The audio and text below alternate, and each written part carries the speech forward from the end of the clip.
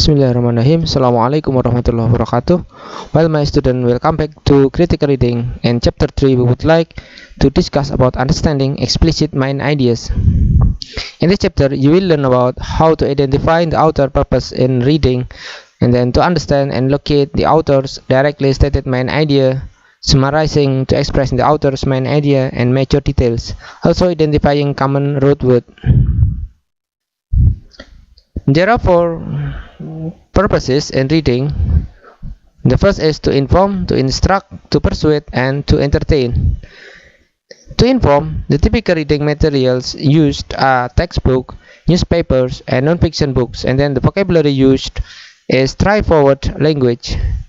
And then when the purpose is to instruct, the typical reading material used are manuals, diagrams, how-to passages, steps in a process, instruction for assembly or tasks, and then how something works. The vocabulary used detailed language explaining a process or how to do assemble something, for example, first, second, next, finally, or numbers.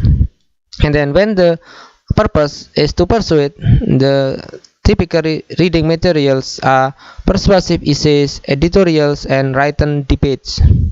The vocabulary used are ought to, should, must, and then the words that express emotion or point of view, such as adjectives like terrible, wonderful, suspicious, etc. The last is to entertain, and entertaining the text. The typical reading material used are literature, poetry, fiction, and magazine. And then the vocabulary used are symbolism, figurative language, description, and also humor. Mind idea. The mind idea is the single most important point the author makes about the topic. The most important point the author makes about the subject or topic in reading passage or even a paragraph is called the mind idea. A mind idea of an essay is a long passage is called the thesis. The thesis can be explicit or directly stated in a sentence, or it can be implied. The main idea of paragraph, if implicit, is called a topic sentence. Then the topic sentence is a sentence that states the author's most important point about the topic. The important point to keep in mind that the main idea is the important point, regardless of how long passage of section is. Here is the diagram related to the topic, and then the purpose, the pattern, the main idea, and supporting details. The topic, the author writes about the topic, and then the purpose of writing, the author has a purpose for writing about the topic, and then the pattern, the author arranges information about the topic in a deliberate way. The main ideas, the author's overall points is about the topic, reflects the author purpose, reflects the pattern of organization, and then for the supporting details, the information that supports the main idea and organized according to pattern. The topic of reading passage is subject of the passage. Topic can be determined by answering this question. Who or what is the passage about? It is important to remember that the topic is always expressed as a word or phrase. Main idea, on the other hand, is the author's most important point about the topic.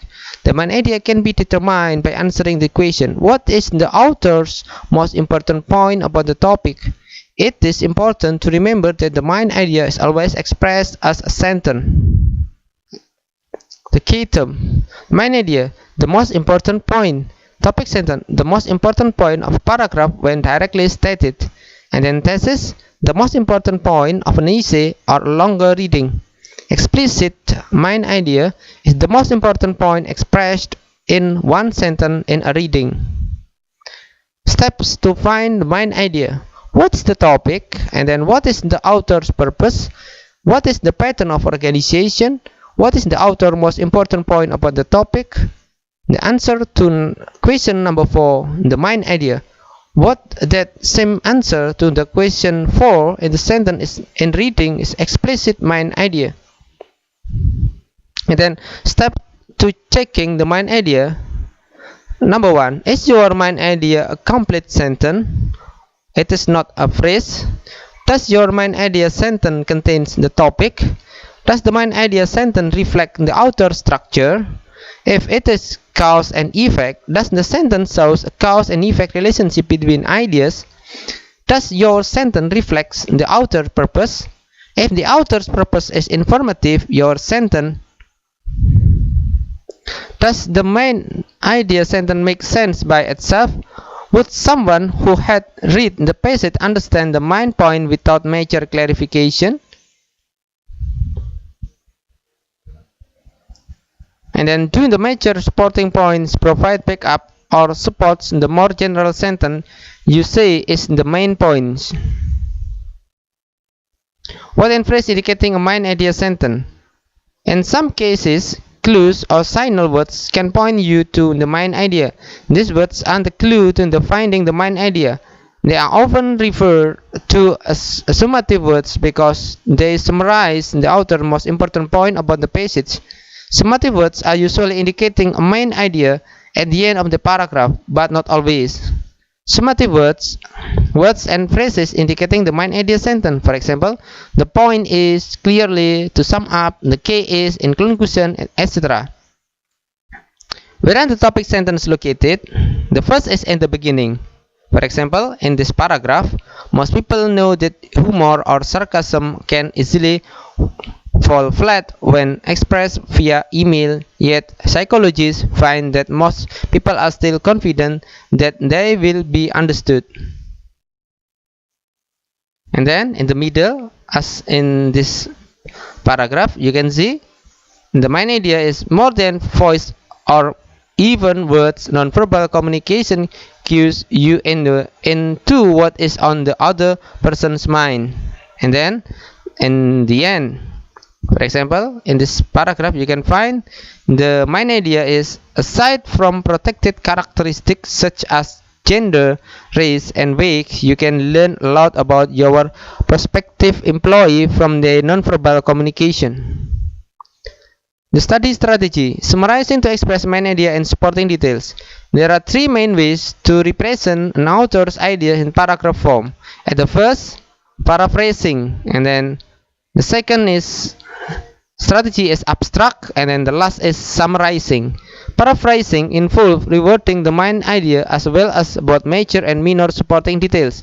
And then abstract is a highly condensed summary of a long reading that highlight only the major point in otherwise detailed passage.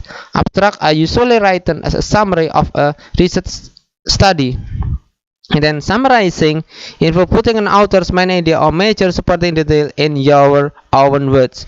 A summary, like a paraphrase, represents an author's idea in your own words. Summary essentials. A summary is shortened passage written in paragraph form that condense the major points of reading. A summary includes transition or signal words in order to show the relationship between ideas. And then a summary of a reading must make sense of its own.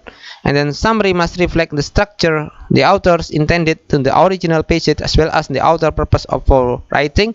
And then summary does not contain minor details. And then main idea plus major supporting detail in paragraph form in making summary. How to write summary? The first, find the topic of the reading. The second, determine the author's purpose. The third, determine the pattern of organization. The fourth, determine the main idea. The fifth, identify the major supporting details. And the last is paraphrase the step number 4 and number 5 into your own words, paying attention to the pattern of organization. Here is the table showing the common root words. Root words: anthrop, meaning man or human. Example, anthropology, the study of humans. Example, anthropology is the academic study of the humans and culture. The prefix and or the suffix is ology, means study of.